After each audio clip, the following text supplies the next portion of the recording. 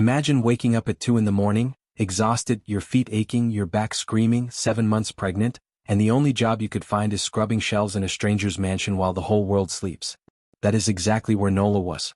And she had no idea that the man who owned that mansion had been looking for her for 17 years. She had no idea that the boy who once held her hand on a dirty street corner in New York and cried because she was bleeding was now one of the most powerful and feared men in the entire city. And she had absolutely no idea that walking through his door that night was going to change everything. If you are new here, hit that subscribe button right now and give this video a like because this story is going to stay with you long after it ends. Now let us go all the way back to where this begins, because to understand what happened that October night, you need to understand who these two people were before the world got its hands on them. Hester Street in New York is not the kind of place people write poems about. It is the kind of place where you learn early that life does not come with guarantees, where the hallways smell like other people's cooking and the pipes knock all night, and you figure out very quickly who you can count on and who you cannot. Callum Brennan grew up there with no father, a mother who worked double shifts at a fish packing plant until her hands cracked and bled, and nothing but ambition and stubbornness keeping him moving forward. He was the kind of kid that most people looked through rather than at. Skinny, quiet, intense, wearing shoes with holes in the soles and a chip on his shoulder the size of the building he lived in. He did not ask for much from the world because the world had made it very clear it was not offering much. But there was one person on that block who saw him differently. One person who never looked through him. Her name was Nola Ferris.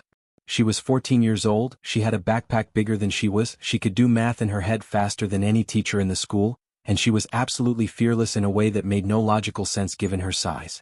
When the boys on the block cornered Callum, Nola stepped in front of them.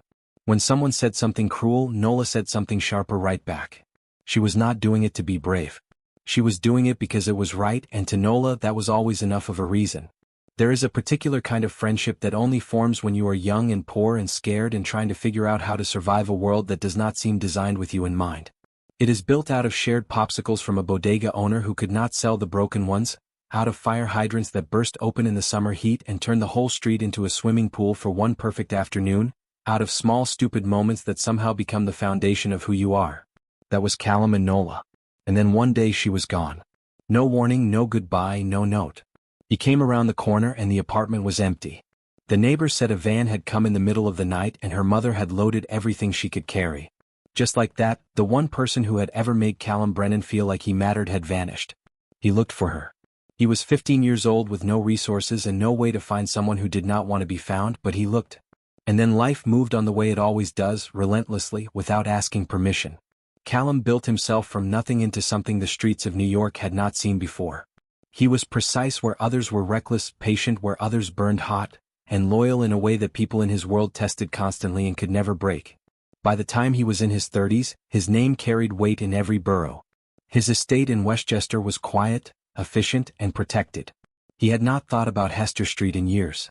He had not let himself. And then it was 2 in the morning on an October night, and he was walking through his own hallway, rolling the tension out of his neck after a 14-hour day, and he saw her. He did not know it was her at first.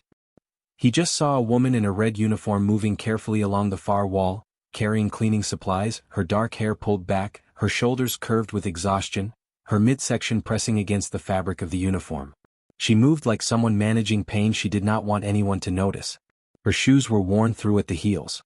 She reached up to wipe the top of a shelf and her sleeve slid down her arm and Callum stopped walking. The bruises around her wrist were dark and deliberate. 5 points of pressure fading from purple to yellow at the edges. The kind that come from fingers closing too hard too many times. He stared. And then he saw her face in profile. The angle of her jaw. The way she tucked her chin when she concentrated. And above her left eyebrow, a small scar.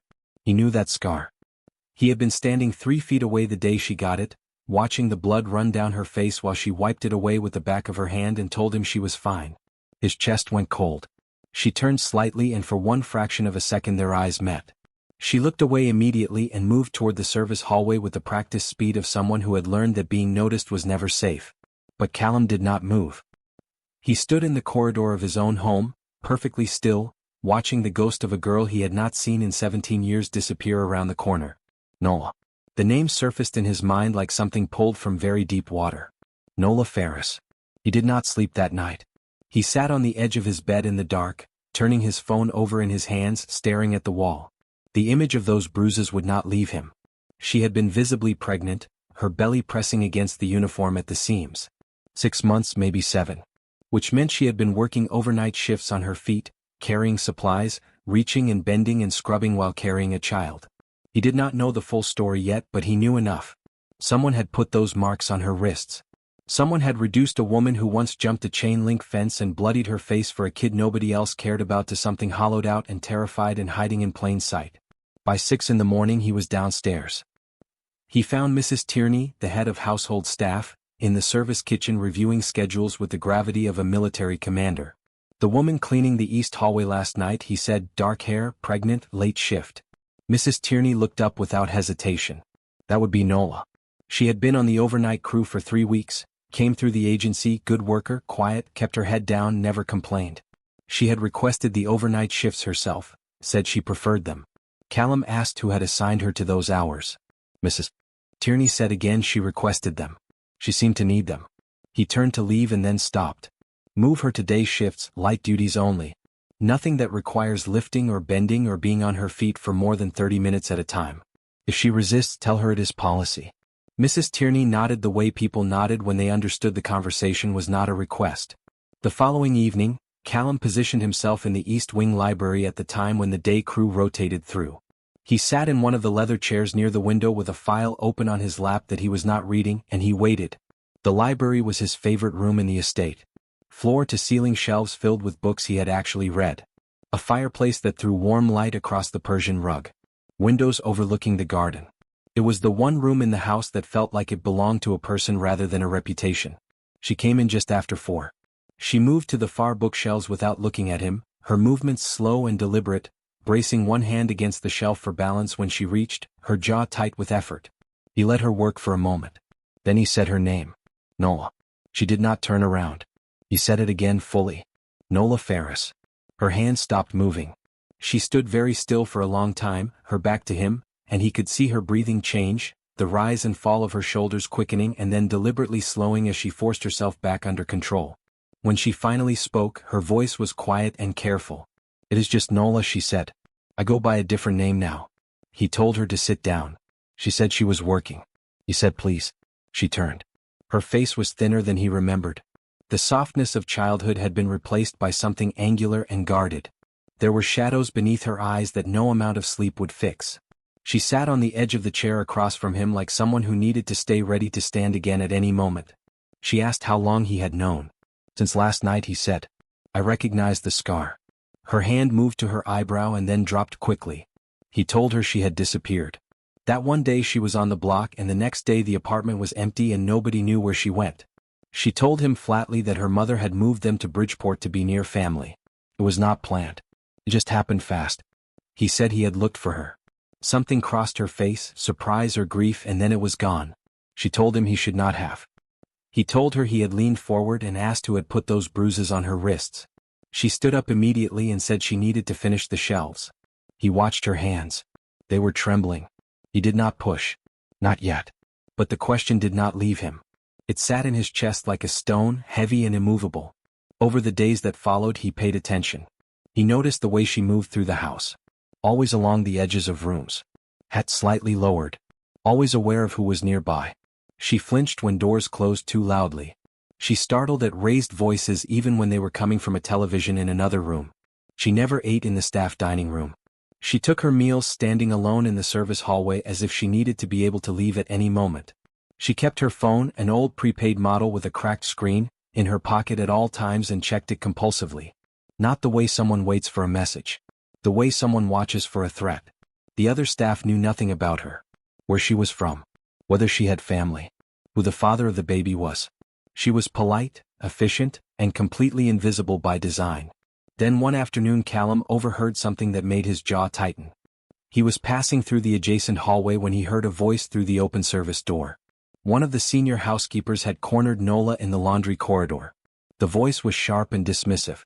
You are not here to rest, sweetheart. I do not care how far along you are. If you cannot keep up, we will find someone who can.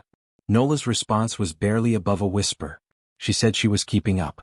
The housekeeper told her she had missed 2 baseboards in the South Hall and that being pregnant did not give her special treatment anywhere. Nola said she would go back and redo them. The voice told her she would do them right the first time or she would be gone by Friday. Callum stepped through the doorway. The housekeeper turned. Her face went pale. He asked her to step into his office in 10 minutes. Then he looked at Nola. She was gripping the edge of the folding table, her knuckles white, her eyes on the floor, bracing for something. He said simply, quietly, "You are fine. Go sit somewhere and get something to eat." The housekeeper was reassigned to a different property by the end of the day. The conversation lasted 4 minutes. He did not raise his voice. He explained in the measured tone he used for all consequential conversations that anyone under his roof who mistreated a pregnant woman would not remain under his roof. She left with her belongings in a paper bag and a reference letter that was accurate but unenthusiastic. That night Nola found him in the library. She stood in the doorway, one hand resting on the frame, and told him he had not needed to do that. He said yes he had. She said the woman was just doing her job. He said no, she was doing something else entirely. He closed the book on his lap and asked her to sit for a minute. She came in. She sat in the same chair as before, folding herself into it carefully, one hand resting on the curve of her belly. The firelight caught the exhaustion in her face. He asked when the baby was due. 6 weeks, maybe 7, she said. He asked if she was seeing a doctor. She looked away. She had been to a clinic twice. He asked twice in how many months?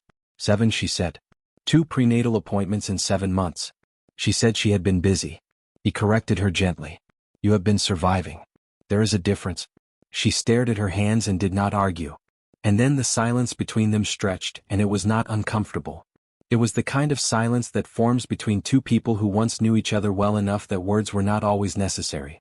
He asked if she remembered the fence behind the laundromat. She almost smiled. He reminded her that she had not fallen. She had jumped. She had been trying to get to the other side because a boy named Eddie Salcedo had stolen his backpack and was throwing it over. She had cleared the fence and landed on her face with blood going everywhere, and she had still gotten the backpack back. And then she laughed. It was small and brief, but it was real, and the sound of it changed the room. He told her she had been the only person on that block who ever stood up for him. Not once but over and over. The scrawny kid with the ponytail and the backpack bigger than she was, stepping in front of kids twice her size. She said somebody had to. He said no. Nobody had to.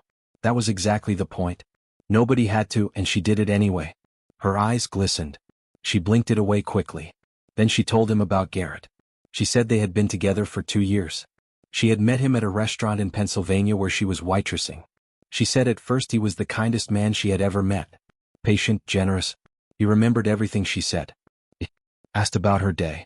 He made her feel like she was the only person in the room. And then she got pregnant and he changed. Slowly at first. Little things. He needed to know where she was at all times. Who she talked to. What she ate. What she wore. He checked her phone every night. Went through every text, every call, every search. He said it was because he loved her. Because the world was dangerous and he needed to know she was safe. And then it stopped being about her safety. If she said the wrong thing or looked at him the wrong way or did not answer a question fast enough, he would grab her. Push her into a wall. Once he shoved her into the bathroom counter hard enough that she could not stand for 10 minutes. She had a bruise on her hip that lasted 6 weeks. Callum's hands were perfectly still on the arms of his chair. His face showed nothing. But inside something had locked into place.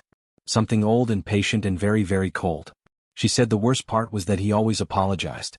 Every time he would cry and hold her and tell her he was sorry and that it would never happen again. And she had believed him every single time because the alternative, that the man whose baby she was carrying was not going to change, was something she could not afford to accept. She had left 5 months ago.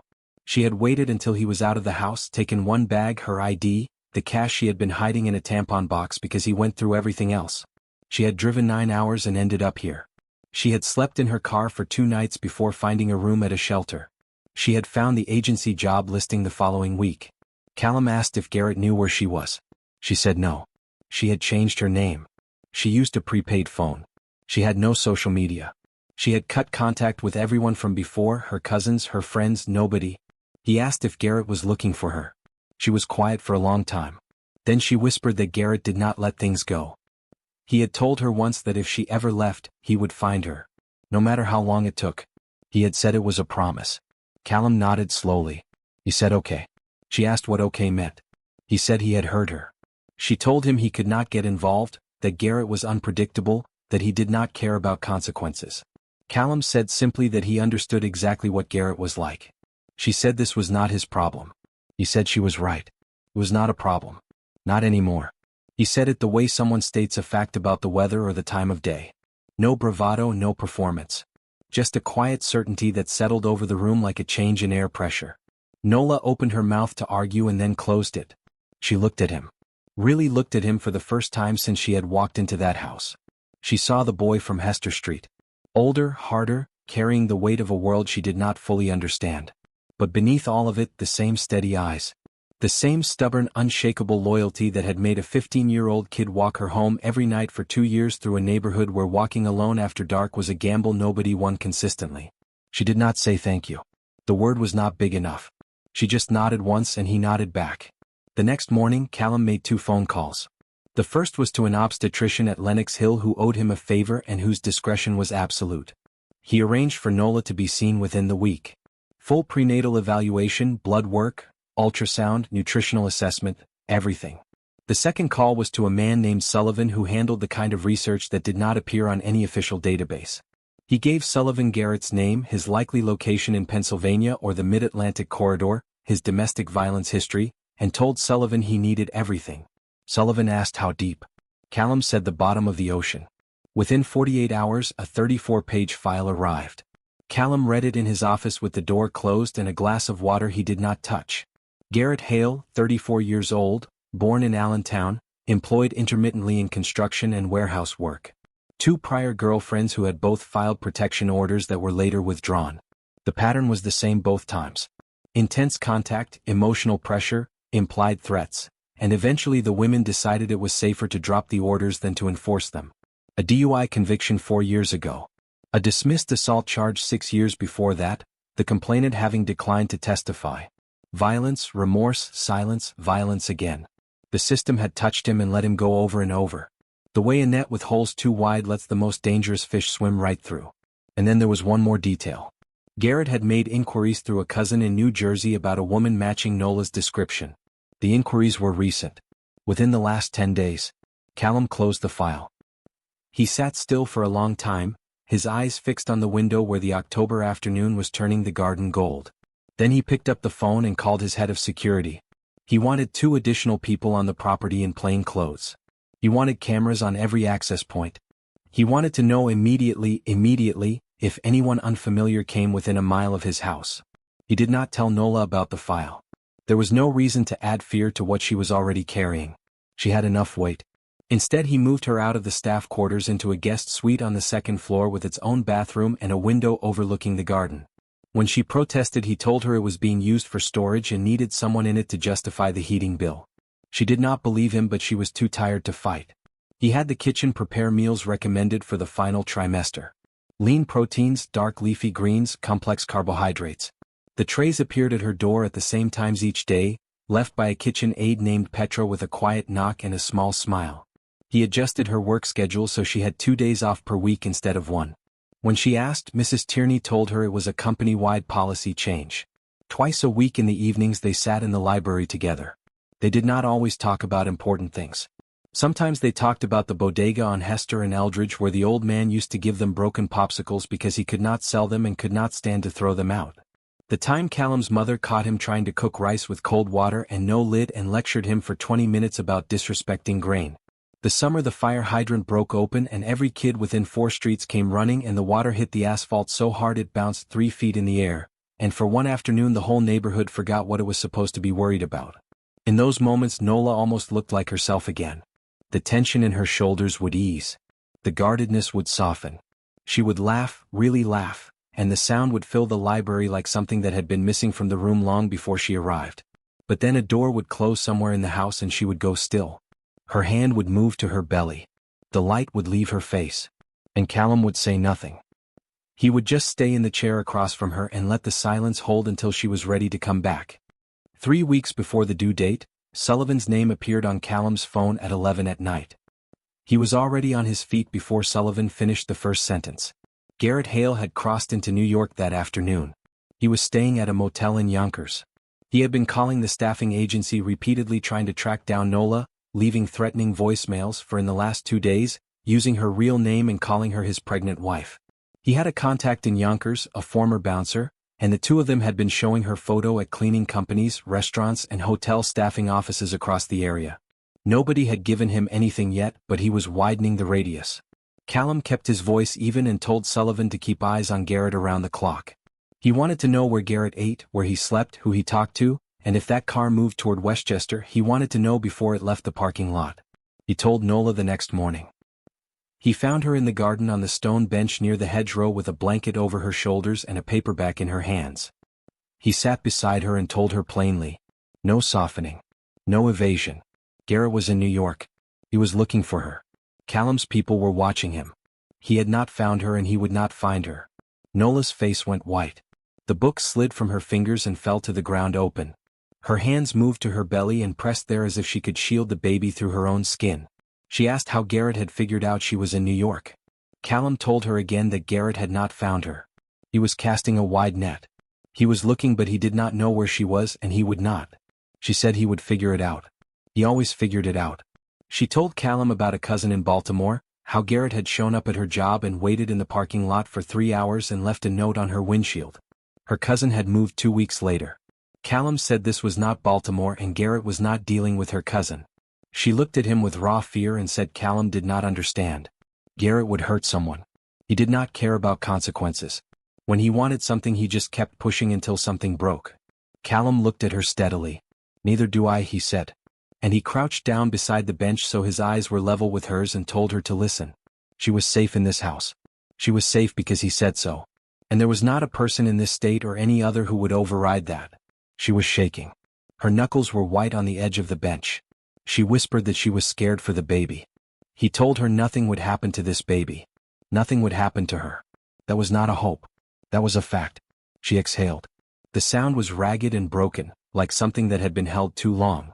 And then she leaned forward and pressed her forehead against his shoulder, and he felt the full weight of her exhaustion and terror pass through her body like a current. He did not move. He did not speak. He just stayed there steady and still the way a wall stays when everything else is shaking. 5 days later at 4 a.m, Nola woke up to a sharp twisting pain in her abdomen. She lay in the dark, breathing carefully, waiting for it to pass. It did not. It came again harder and a wave of nausea rose in her throat. Something felt wrong. Not normal discomfort. Something deeper, something urgent. She dropped the phone twice before she managed to dial. Callum answered on the first ring.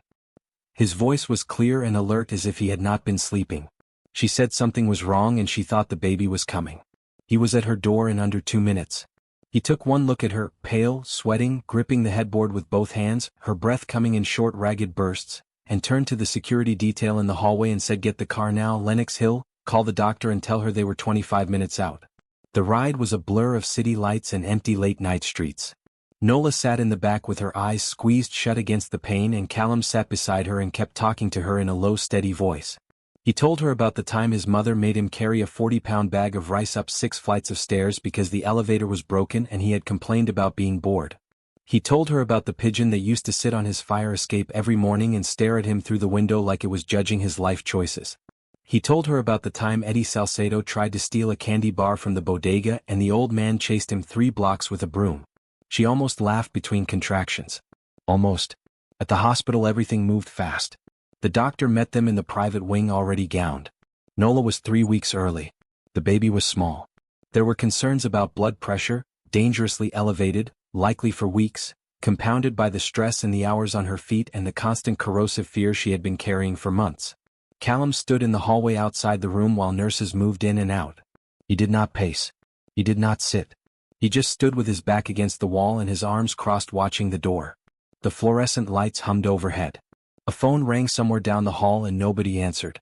A nurse came out and looked at him and asked if he was the father. He said no. She asked if he was family. He paused. The word sat between them heavier than it should have been. Then he said yes. She told him Nola was asking for him. He went in. The room was bright and clinical and filled with the sound of machines beeping in steady rhythm. Nola was on the bed, her face flushed, her dark hair damp against her forehead. She looked smaller than he had ever seen her. The woman who had once jumped fences and stared down bullies, reduced by pain and fear to something fragile and fierce at the same time. She said she was scared. He said he knew. She asked if he would stay. He said he was not going anywhere. She reached for his hand and he gave it to her. She gripped it with a strength that surprised them both. And he stayed. The baby was born at 7:22 in the morning. A girl, 5 pounds 4 ounces. She came into the world with a thin warbling cry that filled the room and seemed to press against the walls. A sound so small and so insistent that it silenced everything else. Nola wept. Not the quiet, restrained tears she had been holding back for months. Real, full, breaking open tears. The kind that come when the thing you have been carrying alone is finally set down. The nurse placed the baby on her chest and Nola curled around her daughter like a shelter, her arms forming a cradle, her lips pressed to the top of the baby's head, whispering something no one else could hear. Callum stood near the window. He watched them, this woman and this child, and felt something shift inside him that he did not try to name. It was not romantic. It was not possessive. It was older than that. It was the recognition that some bonds are not chosen. They are inherited from the people we once were. Carried forward through time and silence and distance. And they do not break simply because the world tries to break the people who hold them. He stepped into the hallway and stood alone for a moment. He pressed his back against the wall and closed his eyes. From inside the room the baby cried again. A small startled sound like someone surprised to find herself alive. Then he took out his phone and made a call. "Sullivan," he said. "Move on Garrett today. Not tomorrow. Today." What happened next unfolded with the quiet methodical precision that Callum Brennan was known for. Sullivan's team had been monitoring Garrett's movements for weeks. They had compiled a record far more damning than anything law enforcement had managed to assemble. Threatening voicemails left at the staffing agency. Recorded conversations with his associate that included explicit descriptions of what he intended to do when he found Nola. A digital trail of harassment across emails, phone calls, and messages to her estranged family members. But the most critical piece was something Garrett had done himself in a moment of impulsive fury 3 days earlier. He had driven to the Bronx and confronted a woman at a bus stop he mistakenly believed was Nola. He had grabbed her arm. She had screamed. 3 witnesses had called the police. Garrett had fled before they arrived, but the incident was on record and the woman had pressed charges. Callum's attorney, a former federal prosecutor, presented the full body of evidence to the district attorney's office in a private meeting that lasted 40 minutes. The packet included the prior restraining orders from Garrett's former partners, the new assault charge, the threatening voicemails, the recorded conversations, and a sworn statement from Nola detailing 18 months of escalating domestic abuse. An arrest warrant was issued that afternoon. Garrett Hale was picked up at the Yonkers Motel at 6:45 in the evening. He was charged with assault, stalking, criminal harassment, and violation of an emergency protective order secured on Nola's behalf earlier that day. He did not go quietly. He never would have. But it did not matter. Callum received the confirmation by text while sitting in the hospital cafeteria drinking coffee from a paper cup. He read the message, closed his phone, and sat still for a very long time. The cafeteria was nearly empty. A janitor mopped the floor near the vending machines. The overhead lights cast everything in a flat, neutral glow. Then he went back upstairs. Nola was asleep. The baby was in the bassinet beside her, swaddled in a white hospital blanket, her tiny face scrunched in the particular way that newborns have, as if the world is already louder and brighter than expected and they are not entirely sure they approve. He did not wake Nola. He sat in the chair by the window and watched the city lights through the glass until morning. When she woke he told her everything. She listened without speaking, her hand resting on the edge of the bassinet, her fingers curled around it as if maintaining contact with the baby even in stillness. When he finished she stared at the wall for a long time. Then she looked down at her daughter. "She will never know him," Nola said. "She will never know what that feels like." "No," Callum said. "She will not." Nola closed her eyes. Something in her face, some tension that had lived there so long it had become part of the architecture of who she was, finally began to ease. It did not disappear. That kind of weight does not vanish overnight. But it shifted. It loosened. It made room for something else. The weeks that followed were quiet in the way that healing is quiet. Not empty but deliberate. Nola stayed at the estate while she recovered. Callum had the guest suite furnished properly. A crib, a changing table, a rocking chair that appeared one evening without explanation. When Nola asked where it came from, Mrs. Tierney said she had found it in storage. This was not true and both of them knew it and neither of them said anything about it. Nola named the baby Josephine. She did not explain the name and Callum did not ask. Slowly, carefully, Nola began to rebuild the architecture of a life that had been taken apart piece by piece over 2 years. She started with small things. Cooking a meal for herself in the kitchen without asking permission. Walking in the garden with the baby in a sling against her chest. letting the cold air touch her face without flinching at the sound of footsteps behind her, reading a book from start to finish without checking the locks on the doors. She began looking into training programs.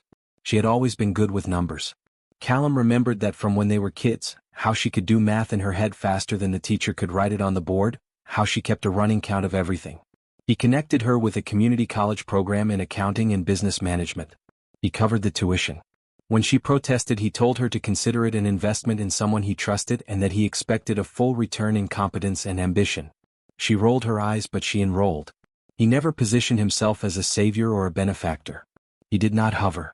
He did not make decisions for her.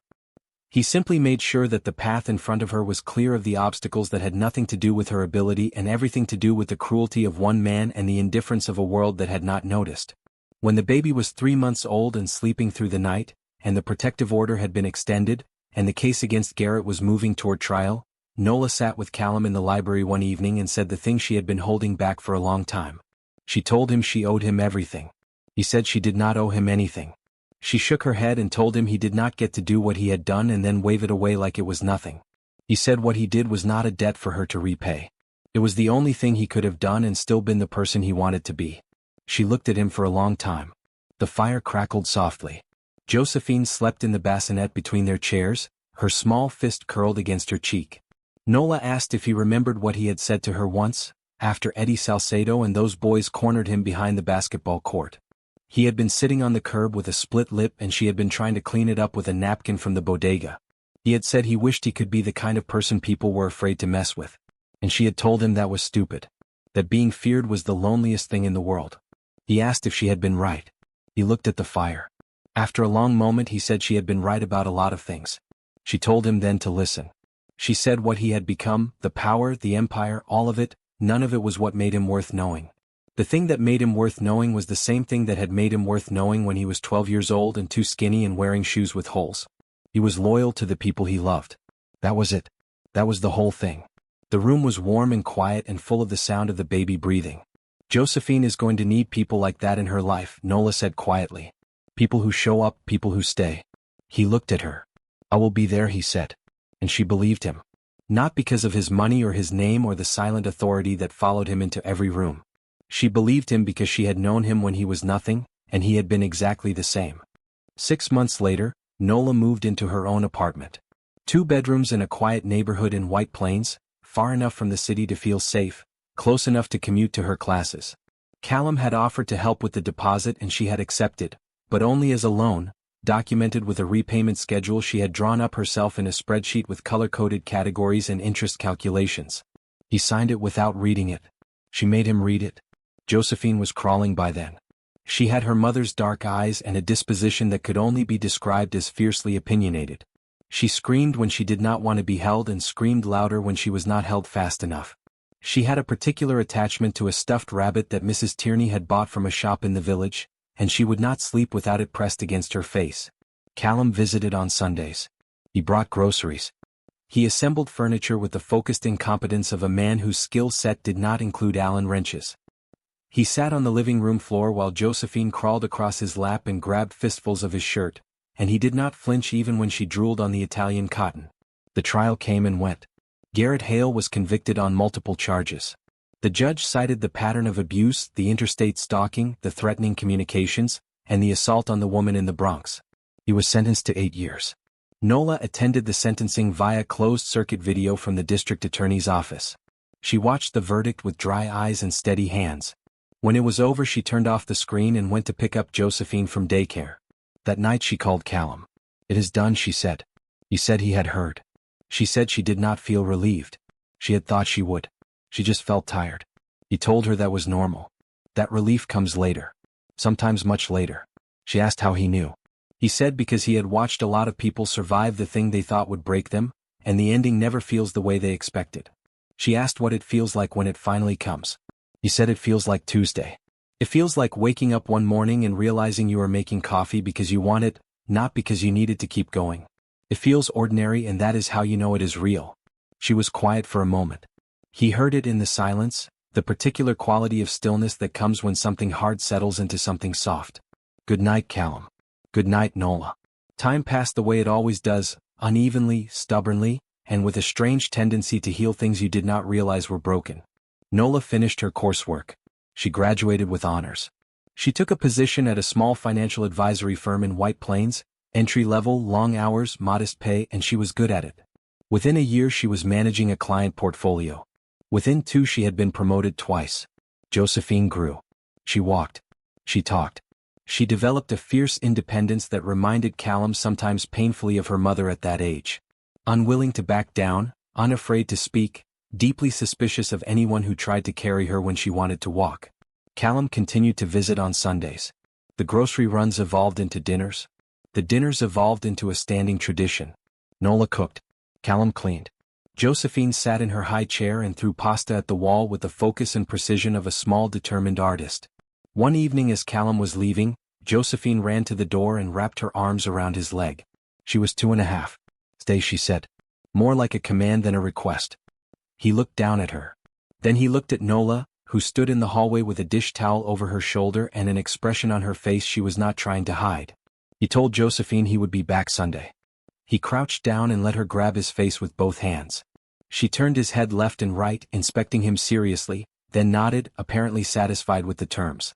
He stood up. Nola walked him to the door. She has good taste, he said. Nola laughed. It was real and full and unguarded, and it filled the narrow hallway the way laughter fills a room when it has been missing for a very long time. He walked to his car. The night air was cold. The streetlights threw long shadows across the pavement. A dog barked somewhere on the next block. An airplane moved across the sky, its lights blinking slowly, carrying people to places they needed to be. He sat behind the wheel for a moment before starting the engine. He thought about the girl on Hester Street who had jumped a fence and bled for a kid nobody else cared about. He thought about the woman in the red uniform who had walked into his house carrying cleaning supplies and carrying something much heavier, the accumulated weight of years of fear and silence and survival. And he thought about the child asleep inside that apartment, the child who was not his by blood, not his by any measure the world would recognize, but who had grabbed his face with both hands and told him to stay. He started the car. He drove home through the dark, quiet streets. And for the first time in a very long time, the silence did not feel like emptiness. If this story moved you even a little, drop a comment below and tell me which moment hit you the hardest. Was it the night Callum recognized the scar? The moment in the hospital when he said yes, she is family? Or was it Josephine grabbing his face with both hands and telling him to stay? I want to know. Share this video with someone who needs to hear a story about loyalty that does not quit, about love that does not need a label, and about the fact that the people we were at 12 years old are still in there, still showing up, still choosing the same thing we always chose. Like this video if it stayed with you, subscribe so you never miss a story like this one, and I will see you in the next one.